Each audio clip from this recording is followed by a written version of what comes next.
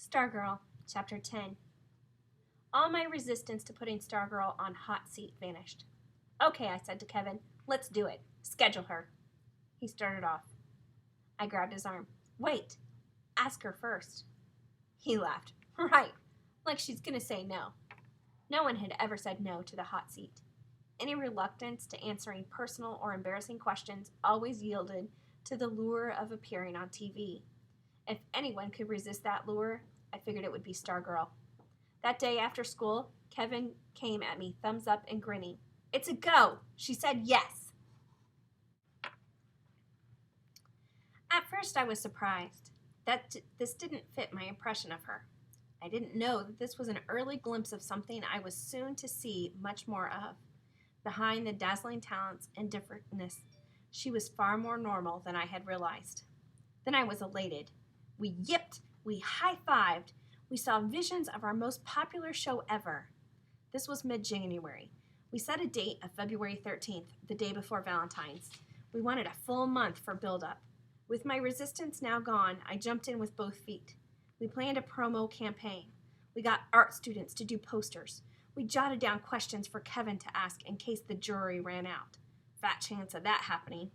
We didn't have to post the usual jury notice. Dozens of kids volunteered. And then things changed again. In the courtyard of our school stood a 5-foot sheet of plywood in the shape of a roadrunner. It was a bulletin board strictly for student use, always taped and tacked with messages and announcements. One day we found the following computer printout taped to the plywood roadrunner. I pledge allegiance to United Turtles of America and to fruit bats of Borneo, one planet in the Milky Way, incredible, with justice and black bean burritos for all. Handwritten across the bottom were the words, "This is how she says the Pledge of Allegiance." No one had to tell us who she was. Apparently she was overheard in homeroom as we said the pledge each morning. As far as I knew, we were not a particularly patriotic bunch. I didn't hear people saying that they were offended. Some thought it was funny. Some giggled and nodded knowingly, as if to say, there she goes again. On the following mornings, more than one kid was heard reciting the new pledge. Within days, a news story wildfired through the student body. A senior girl, Anna Grisdale, lost her grandfather after a long illness. The funeral took place on a Saturday morning. For a while, everything seemed routine. The crowd of people at the church, the line of cars with their headlights on, the small group clustered around the grave for the final farewell. After the brief graveside service, the funeral director handed everyone a long-stemmed flower. Upon leaving, each mourner laid his or her flower over the casket. This was when Anna Grisdale had first noticed Stargirl. Through her own tears, Anna could see that Stargirl was crying also. She wondered if Stargirl had been at the church as well. Even more, she wondered why Stargirl was there at all. Could she have been friends with her grandfather without Anna's knowing it? Anna's mother asked her who the unfamiliar girl was. Afterward, the mourners were invited to Anna's house for lunch. About 30 came. There was a buffet of cold cuts and salads and cookies. Stargirl was there, chatting with members of the family, but not eating or drinking anything. Suddenly, Anna heard her mother's voice. It was no louder than the others, but it was different. "What are you doing here?" Sudden stillness. Everyone staring. They were in front of the picture window. Anna had never seen her mother so angry. Mrs. Grisdale had been very close to her father. They had built an addition to their house so that he could live with them. She stared down at Stargirl. "Answer me." Stargirl gave no reply. "You didn't even know him, did you?" Still, Stargirl said nothing. "Did you?" And then Anna's mother was flinging open the front door and pointing, as if banishing her to the desert. "Leave my house." Stargirl left.